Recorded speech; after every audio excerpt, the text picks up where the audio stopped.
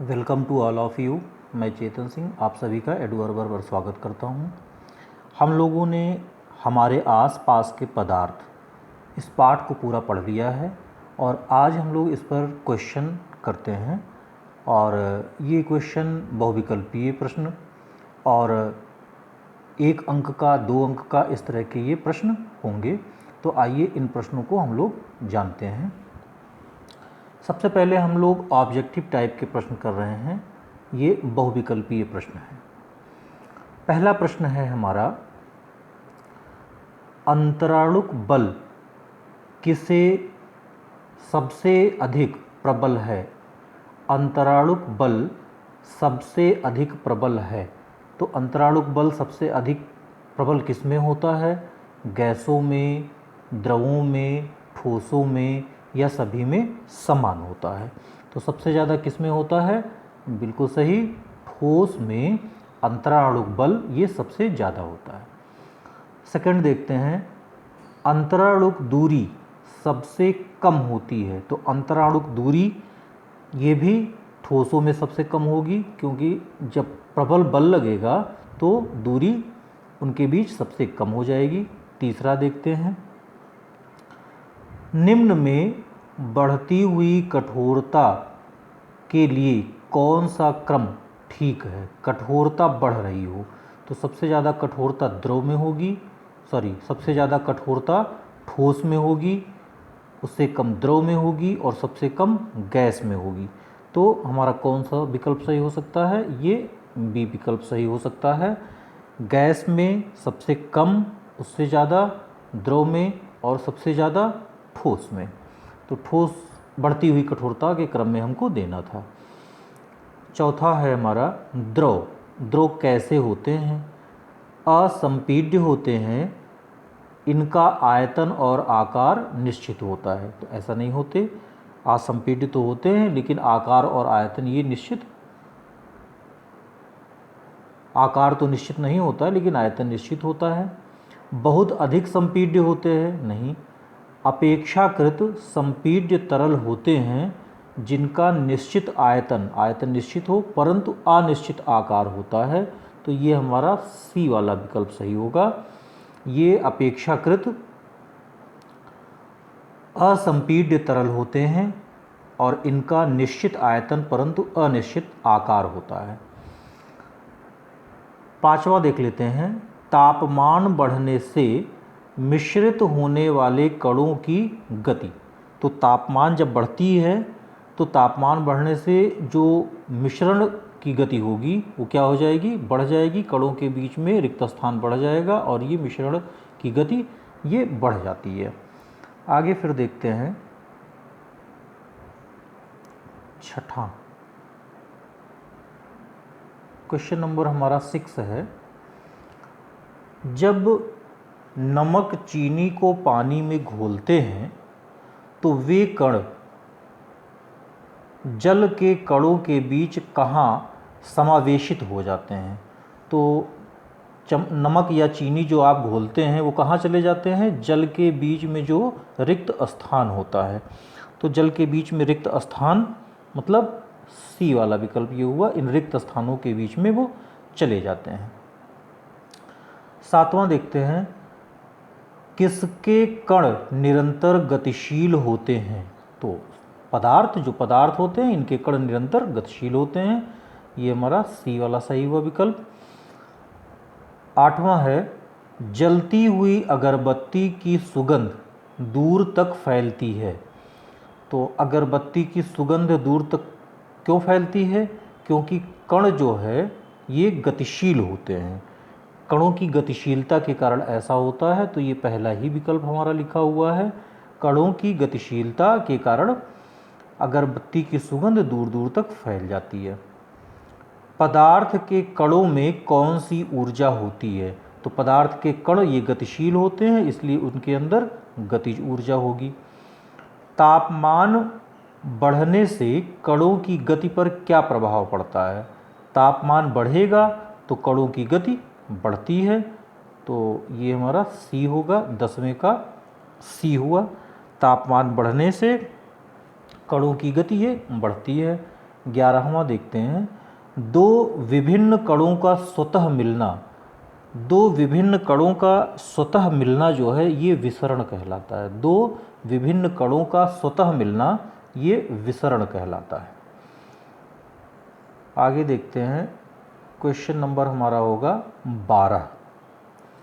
12 देखते हैं, किनका निश्चित आकार, स्पष्ट सीमाएं और स्थिर आयतन होता है। तो निश्चित आकार हो और स्पष्ट सीमा हो और निश्चित आयतन भी हो, तो सब निश्चित होगा किसका, ये ठोस का होगा। ठोस का ही जो है आपका सीमा निश्चित होगा, आकार निश्चित होगा और आयतन निश्चित होगा।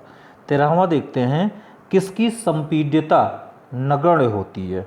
तो नगण्य संपीड्यता, हम जिसको ना दबा पाएँ वो किसकी होती है, हमारे ठोस की होती है। ठोस की संपीड्यता ये नगण्य होती है। विसरण संभव है, विसरण जो है ये किसमें संभव है, ठोस में, ठोस में विसरण होता है, द्रव में इसमें भी होता है, गैस में इसमें भी होता है।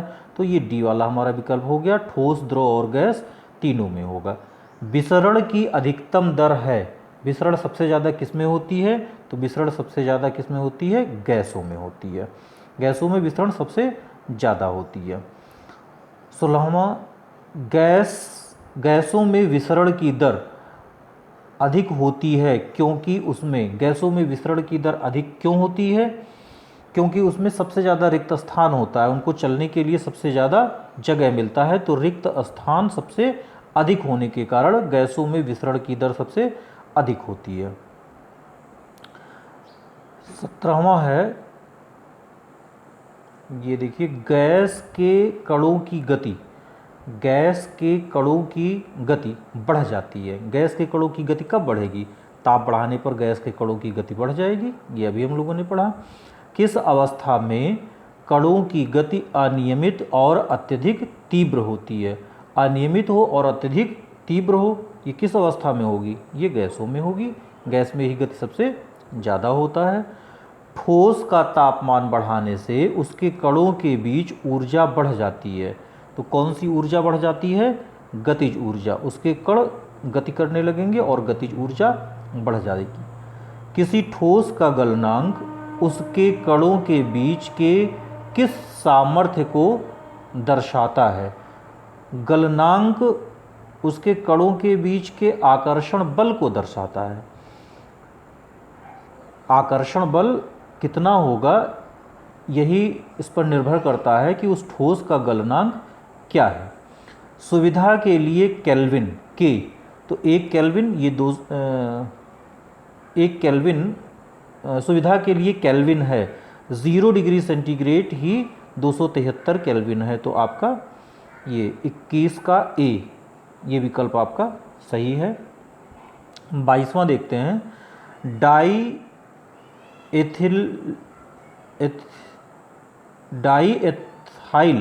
डाईएथाइल ईथर भी इसको कहते हैं, डाईएथाइल ईथर एसीटोन और एन ब्यूटेन एल्कोहल का क्वथनांक क्रमशः 35 डिग्री सेंटीग्रेड, 56 डिग्री सेंटीग्रेड और 118 डिग्री सेंटीग्रेड है। केल्विन स्केल में कौन सी व्यवस्था ये ठीक ढंग से प्रदर्शित है। तो एक 35 डिग्री सेंटीग्रेड है, ये देखिए, ये आपका 35 डिग्री सेंटीग्रेड है। इसमें 273 अगर आप जोड़ दे रहे हैं तो 5 3 8 हो गया, 7 3 10 हो गया और 2 1 3 हो गया, 308 केल्विन ये हो गया। और एक है 56, तो 56 में आप 273 जोड़ दीजिए, 273 आप 56 में जोड़ दीजिए, तो 6 3 9 7 5 12 और 2 1 3, ये 6 3 9 329। तो आपका 308, 329 और 392, ये बी वाला विकल्प सही होना चाहिए। 392, अब चेक कर लें, इसको भी चेक कर लें, हो सकता है ना सही हो, 1 मिनट। तीसरा है हमारा 118, 118 में हम 273 जोड़ेंगे तो 8 3 11 और 7 1 8 1 9 और 3 देखिए 391 ही आया। इस तरह के अगर विकल्प दिए रहते हैं तो हमें तीनों ही चेक करना आवश्यक हो जाता है। तो 308 329 केल्विन और 391 केल्विन ये होगा। फिर अगला देखते हैं 23 होगा question number 23। 25 degree centigrade, 38 degree centigrade और 66 डिग्री सेंटीग्रेड केल्विन स्केल पर बदलने पर प्राप्त सही तापमान होंगे। तो इसे आप बहुत आसानी से ज्ञात कर सकते हैं। ये 25 में आप 273 जोड़ दीजिए, 5 3 8 7 2 9 और ये 298, ये 298 हो गया। 38 में 273 जोड़ दिया जाए, 8 3 11 7 3 10 1 11 2 1 3 311 लग रहा है पहला ही विकल्प सही हो जाएगा। और 66 में 273 जोड़ दिया जाए तो 6 3 9 और 7 6 13 और 2 1 3 339। तो ये हमारा पहला ही विकल्प सही हो गया। तो 23 का पहला विकल्प सही हो गया। बर्फ़ का गलनांक है, तो बर्फ़ का गलनांक 0 डिग्री सेंटीग्रेड, इसको हम 273.16 केल्विन लिखते हैं। तो ये 24वां हो गया। 25 है जल का क्वथनांक 100 डिग्री सेंटीग्रेड है, केल्विन में इसका मान बताइए। तो केल्विन में इसका मान कितना हो गया, 100 में 273 जोड़ दिया जाए तो 373, ये बी विकल्प हो गया। तो 25 का बी हो गया। वायुमंडलीय दाब पर 1 किलोग्राम ठोस को उसके गलनांक पर द्रव में बदलने के लिए कितनी ऊष्मा की आवश्यकता होती है, उसे गलन की कौन सी ऊष्मा कहते हैं।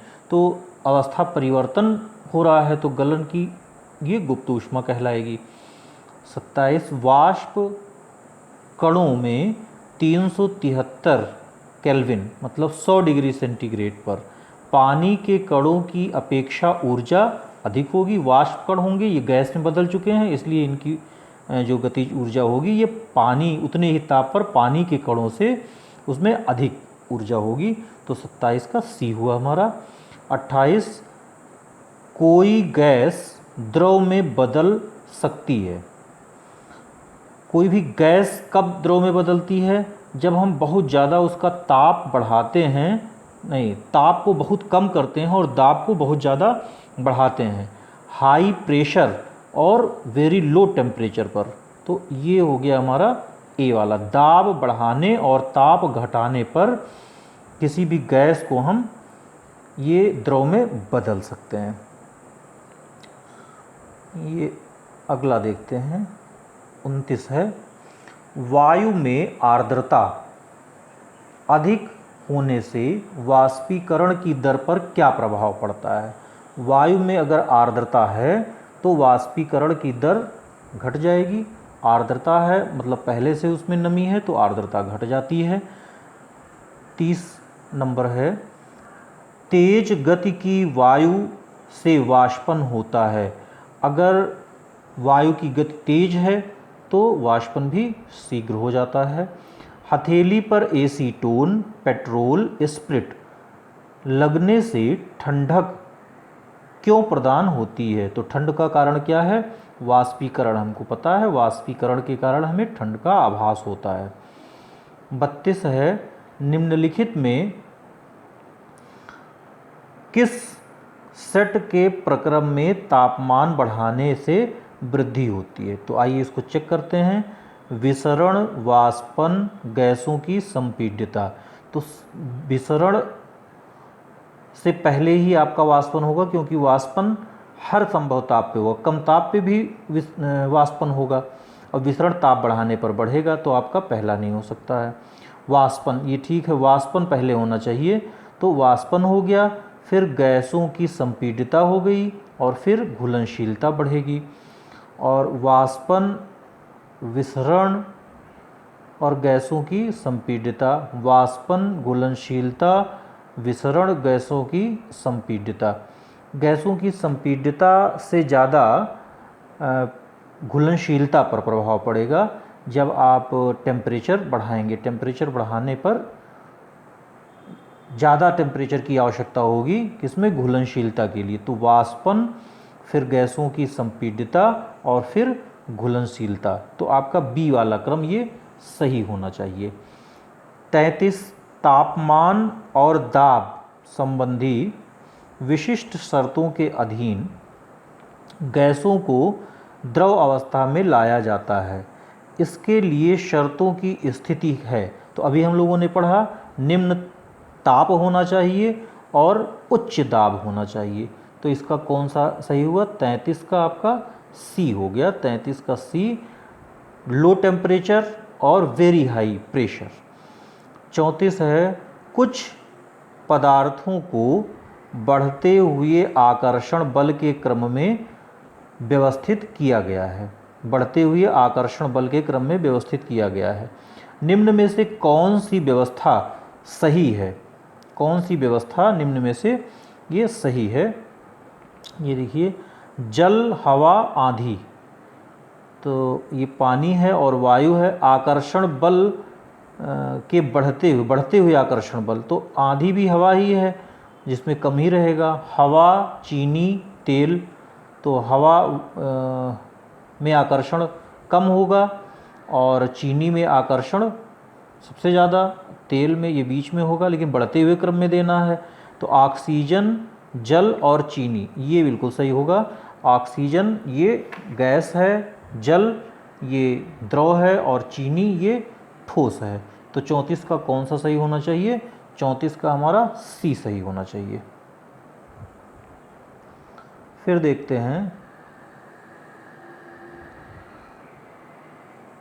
35, निम्न में से कौन सी स्थिति जल के वाष्पन को बढ़ाएगी। वाष्पन को कौन सी स्थिति बढ़ाएगी। अगर टेम्परेचर में हम वृद्धि करते हैं तो टेम्परेचर में वृद्धि ये सबसे पहले ही दिया गया है। टेम्परेचर में वृद्धि करेंगे तो ये देखिए टेम्परेचर में वृद्धि के कारण सबसे ज़्यादा वाष्पन होगा। तेज धूप वाले दिनों में लोग अपने घरों के खुले स्थानों और छतों पर छिड़काव करते हैं ताकि गर्म सतह शीतल हो जाए। इसका कारण क्या है, वाष्पीकरण से ठंड उत्पन्न होती है। तो ये बिल्कुल सही, 36 का आपका ए हो गया। वाष्पीकरण के कारण जो है ये ठंड उत्पन्न होता है। गर्मियों में सूती कपड़े पहनने चाहिए। तो सूती कपड़े ये पसीना को सोख करके वाष्पीकृत कर देते हैं। तो ये बी वाला सही है। अवशोषित तो करते हैं लेकिन वाष्पीकृत करते हैं, वाष्पीकरण के कारण ठंड का आभास होता है। तो सबसे ज़रूरी ये है। 38, किसी बर्तन में बर्फीला जल रखने से बर्तन के बाहरी तल पर जल की बूंदें क्यों नज़र आती हैं। बाहर जल की बूंदें क्यों नज़र आती हैं, वायु में उपस्थित जलवाष्प द्रव अवस्था में बदल जाते हैं। बिल्कुल सही, यही है। जो वायु में उपस्थित जलवाष्प के कण होते हैं ये संघनन के कारण ये पानी की बूंदों के रूप में ये बदल जाते हैं। 39 है, अमोनियम क्लोराइड को गर्म करने से जो क्रिया होती है वह क्या कहलाती है। ये सीधे गैस में बदल जाता है। ये क्रिया ऊर्ध्वपातन कहलाती है। ये देखते हैं 40 है, ऊर्ध्वपातन क्रिया है। देखिए वही फिर है, ऊर्ध्वपातन क्रिया क्या है, बिना द्रव में बदले और सीधे ठोस से गैस में बदलना, ये ऊर्ध्वपातन क्रिया है। तो इसमें कौन सा सही हुआ, ठोस से सीधे गैस में बदला जा रहा है और द्रव में नहीं बदला जा रहा है। शुष्क बर्फ क्या है, कार्बन डाइऑक्साइड का जो ठोस रूप होता है ये शुष्क बर्फ कहलाता है। शुष्क बर्फ किस वायुमंडलीय दाब पर बनती है, यही एक वायुमंडलीय दाब पर। ग्रीष्म ऋतु में मिट्टी के घड़े में रखा जल किस कारण ठंडा हो जाता है। तो वाष्पन के कारण, वाष्पन जो हो रहा होता है इसी के कारण ये ठंडा होता है। तो वाष्पन के कारण ठंडा होता है। और 44 है क्वेश्चन, द्रवों में बहाव का गुण विशिष्ट होता है। कौन सा कथन सही है? तो द्रवों में बहाव का गुण विशिष्ट होता है, तो केवल गैसें द्रव की तरह व्यवहार करती हैं, गैसें और ठोस द्रव की तरह व्यवहार करते हैं, गैसें और ठोस द्रव की तरह व्यवहार करते हैं, गैसें और तरल ही द्रव की तरह व्यवहार करते हैं। तो द्रव की तरह व्यवहार करने का मतलब क्या हुआ कि जो तरलता है, तो तरलता ये गैसों में होता है और तरल ही ये द्रव की तरह व्यवहार करते हैं। तो ये आपका 44 हुआ। आगे का क्वेश्चन देखते हैं। आगे है आपका अति लघुत्तरीय प्रश्न। ये वेरी शॉर्ट आंसर टाइप का ये क्वेश्चन है, very short answer type question. Very short answer type question में तमाम तो आपको विकल्प में भी बताया गया होगा, हो सकता है उसको इसी में मिल जाए, और कुछ ऐसे भी प्रश्न हो सकते हैं जो हम लोगों ने पहले पढ़े हैं। तो इन प्रश्नों को हम बता रहे हैं, इनका उत्तर भी आपको हम कुछ बताते चल रहे हैं, और इन्हें आप अपनी कॉपी में नोट्स बना लेंगे, नोट तैयार कर लेंगे, इसे याद कर लेंगे। तो वेरी शॉर्ट में हम आपको इसको बताते भी चल रहे हैं। वेरी शॉर्ट टाइप का ये क्वेश्चन है ही। पहला प्रश्न हम लोग देखते हैं। पहला प्रश्न है हमारा, क्या है? पदार्थ किसे कहते हैं? तो पदार्थ किसे कहते हैं? पदार्थ वह है जो स्थान घेरता है, जिसमें द्रव्यमान होता है और जिसका ज्ञान हम अपनी इंद्रियों द्वारा कर सकते हैं, वो पदार्थ कहलाता है। पदार्थ के 5 उदाहरण दीजिए। दूसरा क्वेश्चन है, तो पदार्थ के 5 उदाहरण अपने अगल बगल के आप जो भी चीज़ इस तरह से देख सकते हैं, पेड़ पौधा, हवा, भोजन, कुर्सी, मेज, ये सारे, पेन, कॉपी, ये पदार्थ के उदाहरण हैं। तीसरा क्वेश्चन देखते हैं, पंच तत्व किसे कहते हैं? पंच तत्व ये हमारे देश के प्राचीन दार्शनिकों ने सभी वस्तुओं को बनाने वाली पदार्थों को 5 मूल तत्वों में वर्गीकृत किया था। इन्हें पंच तत्व कहते हैं, जो क्षिति, जल, पावक, गगन और समीर, मतलब वायु, पृथ्वी, अग्नि, जल और आकाश, इसको माना है। चौथा है, यूनानी दार्शनिक कितने तत्वों को मूल मानते थे? तो यूनानी दार्शनिक जो है ये 4 तत्वों को ही मूल मानते थे, उसमें आकाश नहीं था। यूनानी दार्शनिकों के द्वारा स्वीकार किए जाने वाले 4 मूल तत्वों के नाम लिखिए। तो आकाश को आप हटा दीजिए, पृथ्वी, अग्नि, वायु और जल। पृथ्वी, अग्नि, वायु और जल, ये आपके थे। छठा देखते हैं, आधुनिक वैज्ञानिक पदार्थ को किस आधार पर वर्गीकृत करते हैं? तो आधुनिक वैज्ञानिक ये भौतिक गुणधर्म और रासायनिक गुणधर्म के आधार पर पदार्थों को वर्गीकृत करते हैं। ये 2 खाली गुणों पर इसको अलग करते हैं, एक भौतिक गुण के आधार पर और एक रासायनिक गुण के आधार पर। 7वां है, पदार्थ किससे बनते हैं? तो पदार्थ कणों से मिलकर बने होते हैं।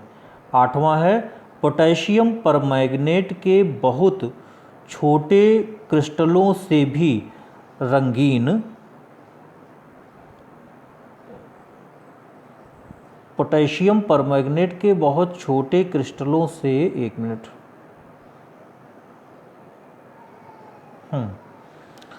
8वां फिर से देखते हैं, पोटेशियम परमैंगनेट के बहुत थोड़े क्रिस्टलों से भी जल रंगीन हो जाता है। तो ये 8वां देखते हैं, बहुत थोड़े से अगर क्रिस्टल हम लेते हैं तब भी जल रंगीन क्यों हो जाता है? क्योंकि पोटेशियम परमैंगनेट के केवल एक क्रिस्टल में बहुत ज़्यादा असंख्य या अनेक सूक्ष्म कण होते हैं। तो हम लिख सकते हैं, पोटेशियम परमैंगनेट के केवल एक क्रिस्टल में अनेक सूक्ष्म कण होते हैं। पदार्थ के कण कितने छोटे हो सकते हैं?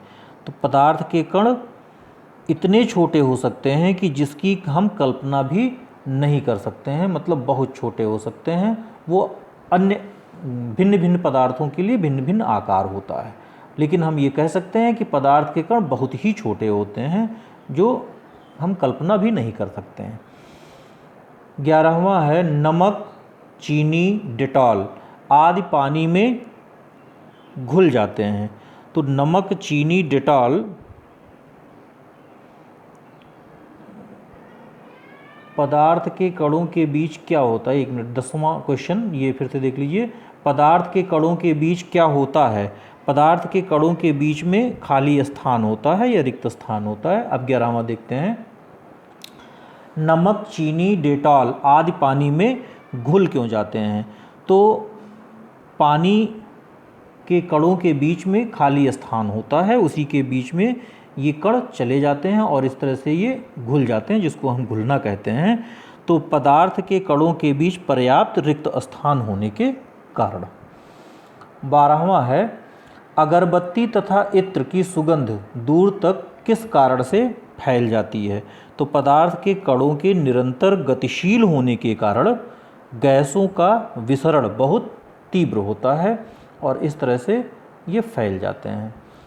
नमक पानी में क्यों घुल जाता है? जब नमक को पानी में घोलते हैं तो नमक के कण पानी के कणों के बीच खाली स्थान में चले जाते हैं और इसको हम कहते हैं कि नमक पानी में घुल गया। पानी में शहद की शुद्धता किस प्रकार परखी जा सकती है? पानी में शहद की शुद्धता किस प्रकार परखी जा सकती है? यदि पानी में शहद का एक वर्ण रेखा के रूप में गिरता है तो वह शुद्ध होता है। मतलब पानी में शहद एक सीधी रेखा के रूप में अगर गिरता है तो हम कहते हैं वो शहद शुद्ध है। तापमान बढ़ाने से कणों पर क्या प्रभाव पड़ता है?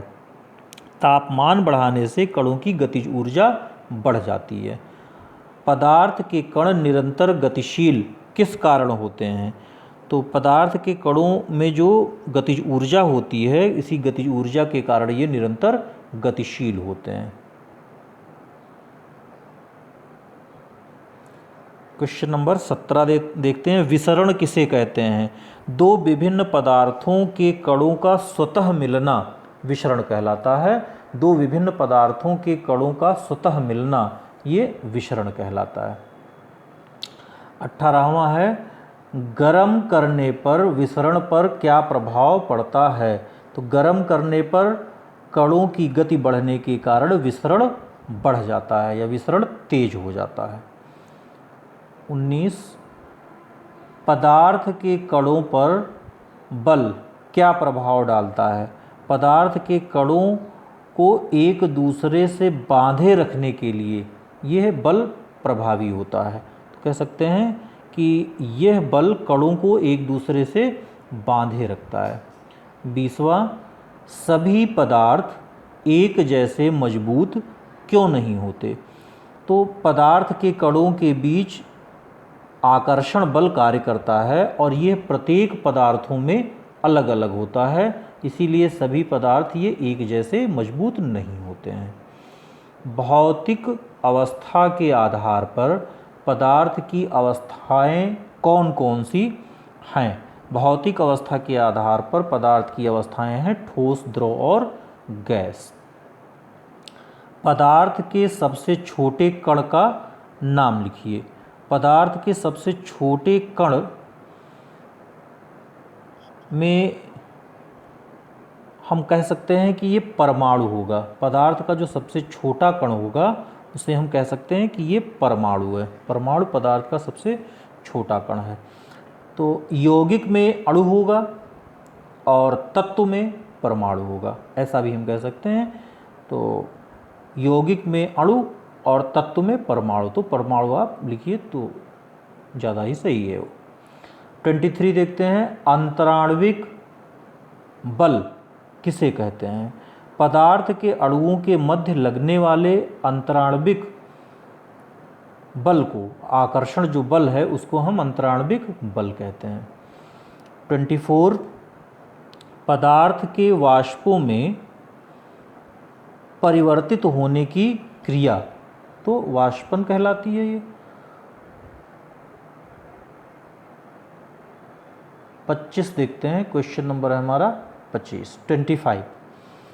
जिस ताप पर ठोस द्रव में पिघलना प्रारंभ करता है क्या कहलाता है? बिल्कुल सही, गलनांक कहलाता है। 26 देखते हैं, ठोस तथा द्रव किसकी संपीड्यता अधिक होगी? तो द्रव की संपीड्यता अधिक होगी, ये द्रव की संपीड्यता अधिक होगी। 27 देखते हैं, ऐसे पदार्थ द्रव्य का नाम लिखिए जो तीनों अवस्था में पाया जाता है। तो आप सभी जानते हैं कि तीनों अवस्था में पाए जाने वाला वो जल है आपका। जल ये ठोस अवस्था में बर्फ़ कहलाता है और द्रव अवस्था में जल कहलाता है, गैस अवस्था में भाप कहलाता है। 28 देखते हैं, अंतराणुक अवकाश द्रव्य के किस अवस्था में सबसे अधिक होता है? गैस में। अंतराण्विक बल पदार्थ के किस अवस्था में सबसे अधिक होगा? तो ठोस में होगा। हमारे चारों ओर की वस्तुएं किस कारण भिन्न दिखाई देती हैं? हमारे चारों ओर की वस्तुएं आकार, आकृति और बनावट में भिन्नता के कारण भिन्न भिन्न दिखाई देती हैं। ठोस के सीधे गैस में बदलने की क्रिया को ये ऊर्ध्वपातन कहते हैं। ठोस पदार्थ के 3 गुण लिखिए। ठोस पदार्थों के 3 गुण, इनका निश्चित आकार, निश्चित सीमाएं और निश्चित आयतन, ये हो गए आपके 3 गुण। बल लगाने से ठोस पदार्थों पर क्या प्रभाव पड़ता है? बल लगाने से ठोस पदार्थ अपना आकार बनाए रखते हैं। अधिक बल लगाने से वे टूट जाते हैं पर अपना आकार नहीं बदलते। अगला देखते हैं 34, क्वेश्चन नंबर है हमारा 34वां देखते हैं, रबड़ को खींचकर इसका आकार बदल सकते हैं तो भी यह ठोस क्यों है? रबड़ को हम खींचते हैं लेकिन तब भी इसका आकार तो हम बदल ही देते हैं, लेकिन तब भी ये ठोस क्यों है? रबड़ पर बल लगाने से यह अपना आकार बदलता है परंतु बल हटा लेने पर पुनः ये अपने मूल अवस्था में प्राप्त हो जाता है। अत्यधिक बल लगाने पर यह टूट जाता है, इसीलिए यह ठोस है। चीनी, नमक, शक्कर को जिन बर्तन में रखते हैं ये भी उन्हीं बर्तनों का आकार ले लेते हैं, फिर भी ये ठोस क्यों कहलाते हैं? तो चीनी, नमक और शक्कर को जिस बर्तन में रखते हैं ये उसी का आकार ले लेते हैं, परंतु फिर भी ये ठोस क्यों कहलाते हैं? क्योंकि इनके क्रिस्टलों के आकार नहीं बदलते। क्रिस्टल के आकार नहीं बदलते, वे क्रिस्टल के कारण छोटे छोटे जो रवे के रूप में, डरा के रूप में है, उसके कारण वो बैठ जाते हैं, न कि द्रव अवस्था होने के कारण। क्वेश्चन नंबर 36 देखते हैं, स्पंज का संपीडन संभव क्यों होता है? स्पंज, जैसे हम कहते हैं कि गैसों को हम आसानी के साथ दबा सकते हैं, तो स्पंज को भी हम आसानी के साथ दबा सकते हैं। ये संभव क्यों होता है? तो स्पंज का संपीडन उसमें विद्यमान छिद्रों से हवा बाहर निकलने के कारण होता है। उसमें छोटे छिद्र होते हैं जिसमें हवा भरी होती है, उसको हम दबा देते हैं तो हवा बाहर निकल जाती है, छोड़ देते हैं तो फिर हवा फिर अंदर आ जाती है। 37 है, ठोस पदार्थ के कण अपने स्थान पर क्या करते हैं? ठोस पदार्थ के कण अपने स्थान पर गति करते हैं, ये माना जाता है। विसरित होने का गुण किसमें नहीं होता? विसरित होने का गुण ये ठोस पदार्थ का दूसरे ठोस पदार्थ में विसरण नहीं होता। ठोस का द्रव में हो जाएगा, ठोस का गैस में हो रहा है, लेकिन ठोस का ठोस में विसरण नहीं होता है। तो ये है आपका ठोस पदार्थों का दूसरे ठोस पदार्थों में विसरण नहीं होता है। द्रव किसे कहते हैं? द्रव वे हैं जिनका निश्चित आयतन होता है परंतु आकार निश्चित नहीं होता है। वे जिस बर्तन में रखे जाते हैं उसका आकार ले लेते हैं। जल के किस गुण के कारण जलीय जंतु जीवित रहते हैं? वातावरण में विद्यमान ऑक्सीजन ये जल में विसरित होकर के जल में घुल जाती है और इसी को जलीय जंतु हवा को जल से ग्रहण करते हैं और जीवित रहते हैं। तो वातावरण में विद्यमान ऑक्सीजन गैस विसरित होकर जल में मिल जाती है, ये जलीय जंतु के जीवन के लिए अनिवार्य होती है। नेक्स्ट देखते हैं 41 41 है, जल में कौन सी गैस विसरित होकर पौधों की आवश्यकताओं की पूर्ति करता है? तो जल में कौन सी गैस विसरित होकर पौधों के लिए आवश्यकताओं की पूर्ति करता है? तो जैसे घुल तो ऑक्सीजन भी जाती है, लेकिन जलीय पौधे जो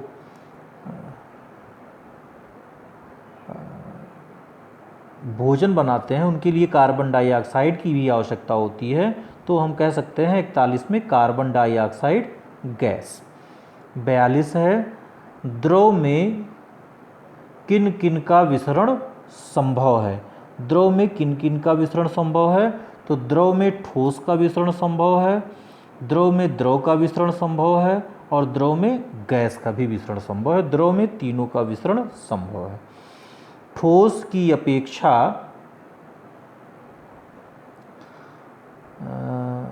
द्रव में विसरण की दर अधिक क्यों होती है? ठोस की अपेक्षा द्रव में विसरण की दर अधिक क्यों होती है?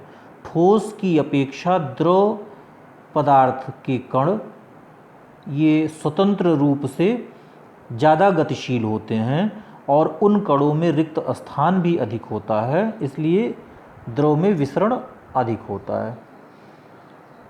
44 है, ठोस, द्रव और गैस में अपेक्षाकृत संपीड्यता सबसे अधिक होती है। तो सबसे अधिक संपीड्यता किस में होगी? गैसों में होगी। गैसों में संपीड्यता ये सबसे ज़्यादा होगी। घरों में ईंधन के रूप में कौन सी गैस प्रयुक्त होती है? तो घरों में ईंधन के रूप में हम LPG यूज करते हैं, लिक्विफाइड पेट्रोलियम गैस। 46 है, ठोस की विशेषताएं लिखिए। तो ठोस ये कठोर होते हैं, इन पर दाब नहीं डाला जा सकता है, इनका आकार और आयतन दोनों निश्चित होता है। ऐसे द्रव की विशेषता आप लिख सकते हैं कि द्रव इनका आकार निश्चित नहीं होता, जिस बर्तन में रखे जाते हैं उसी का आकार ले लेते हैं, परंतु आयतन निश्चित होता है और इन्हें भी बहुत अधिक नहीं दबाया जा सकता, ये प्रायः बहते हैं, ये इनकी विशेषता हो गई। ऐसे गैसों की आप विशेषता लिख सकते हैं। गैस को द्रव की अपेक्षा ज़्यादा दबाया जा सकता है, इसका ना आकार निश्चित होता है ना आयतन निश्चित होता है, जिस बर्तन में ये रखे जाते हैं उसका ये आकार और आयतन दोनों ग्रहण कर लेते हैं। 49 है, ठोस प्रायः निश्चित आकार के क्यों होते हैं? ठोस वस्तुओं को बनाने के लिए कण एक दूसरे के बहुत निकट होते हैं, इनके बीच आकर्षण बल बहुत अधिक होता है, इसलिए ठोस प्रायः निश्चित आकार के होते हैं।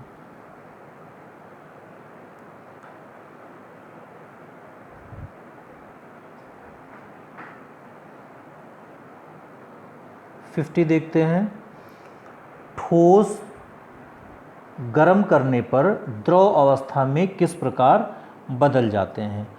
तो ठोस को गर्म करने पर ये द्रव अवस्था में कैसे बदलते हैं? जब हम ठोस को गर्म करते हैं तो उनके अणुओं की गतिज ऊर्जा बढ़ जाती है और अणुओं के बीच की दूरी ये बढ़ जाती है, जिससे वे तेज़ी से इधर उधर गति करते हैं और वाष्प रूप में परिवर्तित हो जाते हैं।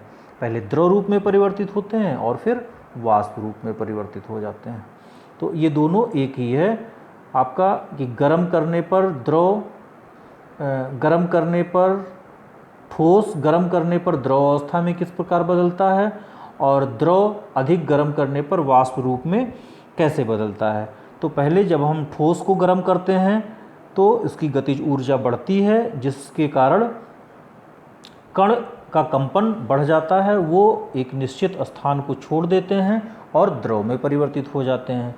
और जब और अधिक हम द्रव को और अधिक गर्म करते हैं, 51 क्वेश्चन में देखते हैं, तो उनके अणुओं की गतिज ऊर्जा और ज़्यादा बढ़ जाती है, अणुओं के बीच की दूरी बहुत ज़्यादा बढ़ जाती है, जिसके कारण वे इधर उधर गति करते हैं और वाष्प रूप में परिवर्तित हो जाते हैं। 52 गैसों की आकृति और आयतन निश्चित क्यों नहीं होती। गैसों के अणु एक दूसरे से काफ़ी दूर होते हैं, इन्हें गति करने और अपने स्थान के चारों ओर घूमने के लिए पूरी स्वतंत्रता मिली रहती है, इसलिए इनकी ना तो आकृति निश्चित होती है और ना ही आकार निश्चित होती है। क्वेश्चन नंबर 53 गैसें बर्तन की आकृति के अनुसार अपने आप को किस प्रकार बदल लेती हैं। तो अणुओं की आपसी दूरी तथा अपने स्थान से चारों ओर घूमने की स्वतंत्रता के कारण ये जिस बर्तन में रखे जाते हैं उसी का आकार ग्रहण कर लेते हैं। ठोस पदार्थों को बहुत कम दबाया जा सकता है, तो ठोस पदार्थों के बीच अंतराणु का आकर्षण बल अधिक होता है, इसलिए इनको बहुत कम दबाया जा सकता है। क्वेश्चन नंबर 54 बहुत अच्छा है कि गीली मिट्टी दबाने पर क्यों दब जाती है, ये भी तो ठोस होता है। तो द्रव में अणुओं के बीच अंतराणुक स्थान होने के कारण गीली मिट्टी दबाने पर दब जाती है। गीली मिट्टी है तो उसमें द्रव है, और द्रव के अणुओं के बीच खाली स्थान होता है, इसलिए उसको हम दबा ले जाते हैं। 56 पदार्थ का तापमान कम करने पर द्रव के अणुओं पर क्या प्रभाव पड़ता है। पदार्थ का तापमान कम करने पर द्रव के अणुओं की गतिज ऊर्जा कम हो जाती है, वे एक दूसरे के निकट आ जाते हैं और आकर्षण बल बढ़ जाता है।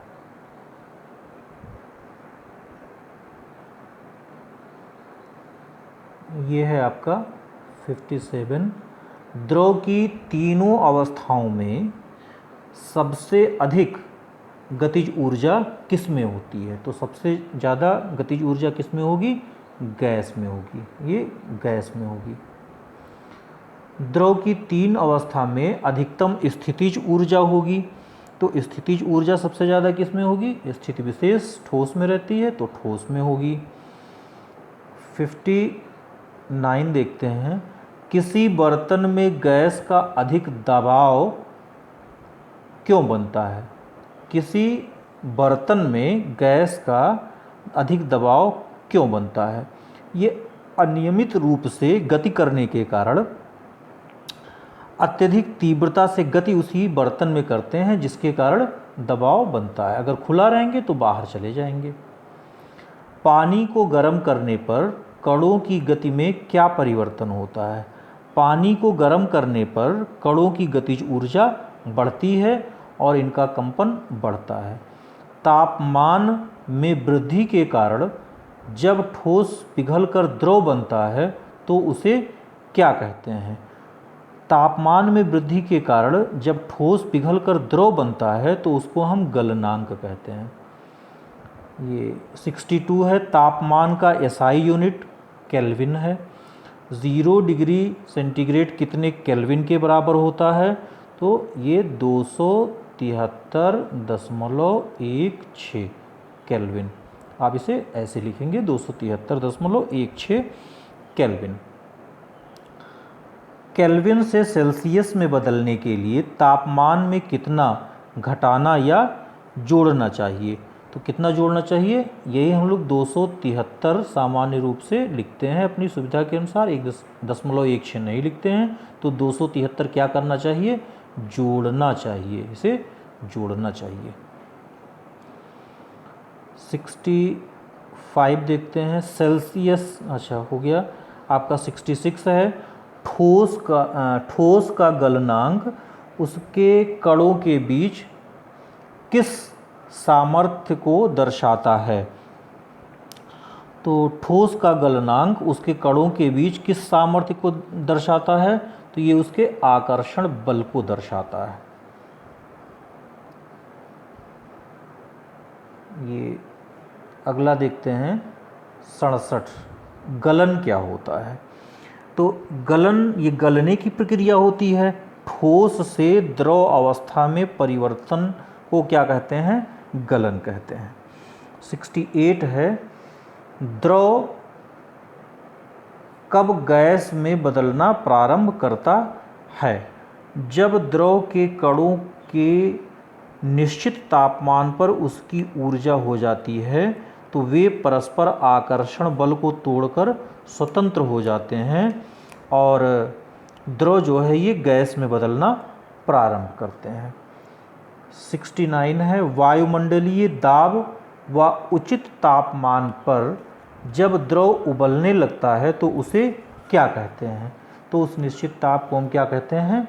क्वथनांक कहते हैं। जल का क्वथनांक क्या होता है? जल का क्वथनांक 100 डिग्री सेंटीग्रेड, आप 100 डिग्री सेंटीग्रेड कहिए या 373 केल्विन कहिए, ये 373 केल्विन होता है, ये जल का क्वथनांक होता है। ऊर्ध्वपातन क्या है? द्रव अवस्था में परिवर्तित हुए बिना ठोस अवस्था से सीधे गैस अवस्था में बदलने की क्रिया को ऊर्ध्वपातन कहते हैं। NH4Cl, ये ठोस अमोनियम क्लोराइड को गर्म करने से क्या होता है? तो ये ऊर्ध्वपातन होता है, ये वाष्प रूप में सीधे बदल जाएगा। ठोस अमोनियम क्लोराइड सीधे वाष्प रूप में बदल जाता है ऊर्ध्वपातन क्रिया के द्वारा। शुष्क बर्फ किसे कहते हैं? कार्बन डाइऑक्साइड के शुष्क रूप को, ठोस रूप को शुष्क बर्फ कहते हैं।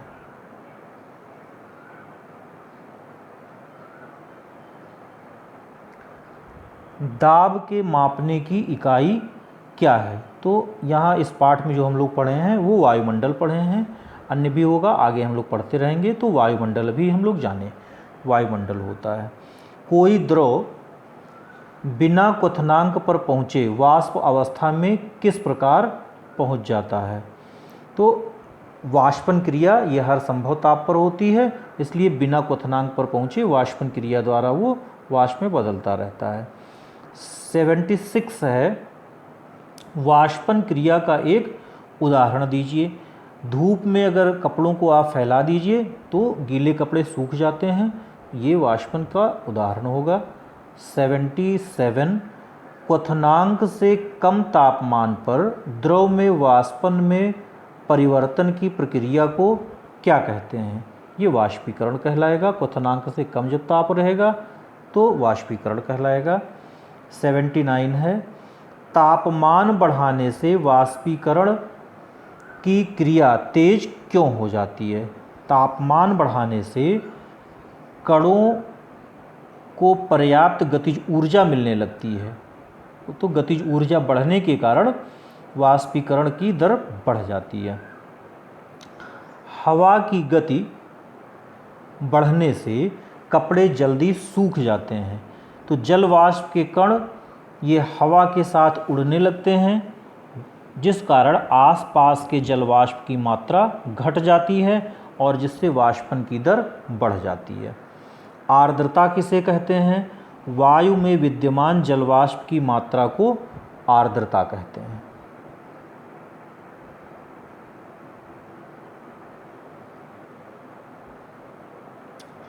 आपका क्वेश्चन नंबर 83 है, सतही क्षेत्र बढ़ाने से वाष्पीकरण की दर पर क्या प्रभाव पड़ता है? तो सतही क्षेत्रफल बढ़ाने से वाष्पीकरण की दर बढ़ जाती है। कपड़ों को सूखने के लिए उन्हें क्यों फैलाना चाहिए? तो सतही क्षेत्रफल बढ़ जाता है, वाष्पीकरण की दर बढ़ जाती है, कपड़े आपके जल्दी सूख जाते हैं। वाष्पीकरण का शीतलता से क्या संबंध है? वाष्पीकरण से शीतलता बढ़ती है। गर्मियों में सूती कपड़ों का प्रयोग क्यों करना चाहिए? गर्मियों में सूती कपड़े जल को अवशोषित कर लेते हैं तथा वायुमंडल में सरलता से वाष्पीकृत करते हैं, जिससे तापमान घट जाने से हमें ठंड का आभास होता है। प्लाज्मा अवस्था में कण किस रूप में रहता है? प्लाज्मा अवस्था में कण किस रूप में रहता है?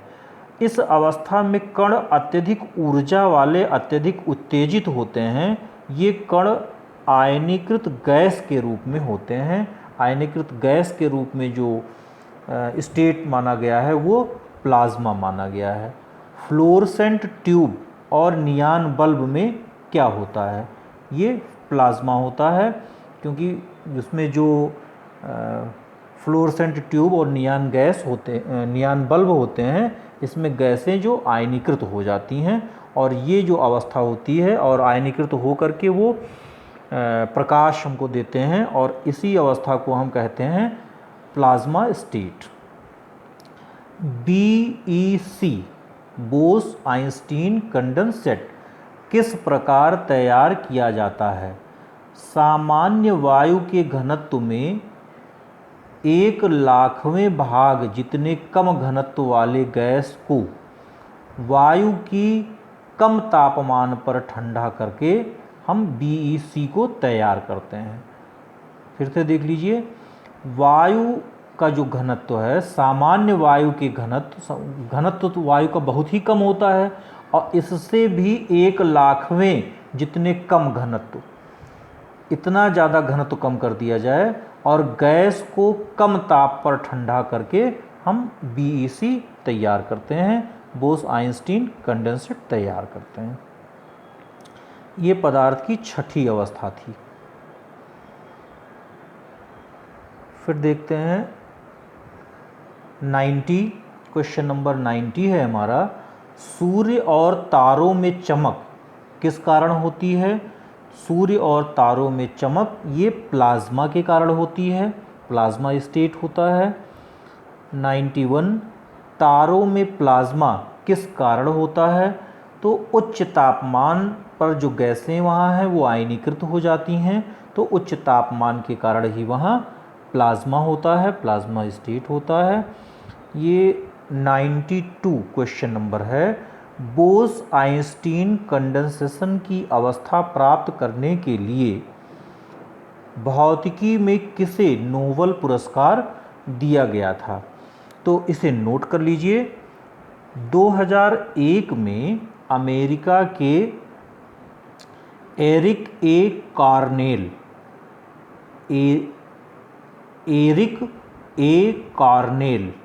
और वुल्फगैंग कैटरले तथा कार्ल ई वेमैन को दिया गया था। देख लीजिए, 2001 में अमेरिका के ये वैज्ञानिक थे एरिक ए कार्नेल, वुल्फगैंग कैटरले और कार्ल ई वेमैन, इनको नोबेल पुरस्कार दिया गया था। अब हम लोग लघुत्तरीय प्रश्न पर आते हैं।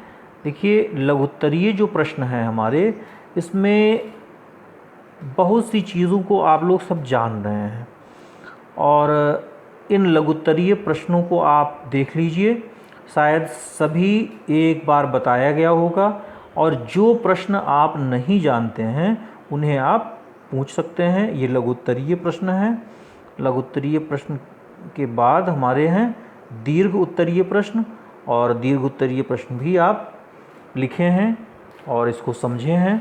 तो मैं आशा करता हूँ कि आप इस बहुविकल्पीय प्रश्न और 1 नंबर के जो आपके प्रश्न आपको बताए गए, और फिर ये लघुत्तरीय प्रश्न और दीर्घ उत्तरीय प्रश्न, इसको होमवर्क में अपने लिख करके कॉपी में नोट करके तैयार कर लेंगे। धन्यवाद।